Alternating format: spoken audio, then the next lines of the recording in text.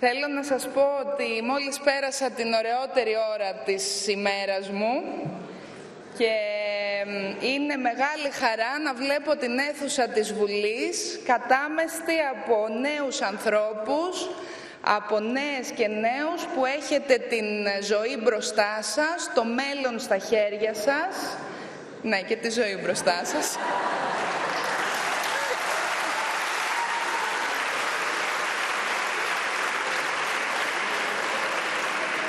Έχετε όλο το μέλλον στα χέρια σας και χαίρομαι που σας βλέπω ενεργούς, διεκδικητικούς, αποφασισμένους, χαμογελαστούς και αισιόδοξους.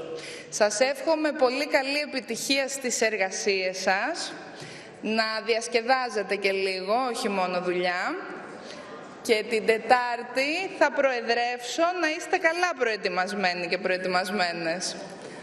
Λοιπόν, επίσης υπάρχει κοινοβουλευτικό καθήκον να μου στείλετε όλες τις selfies.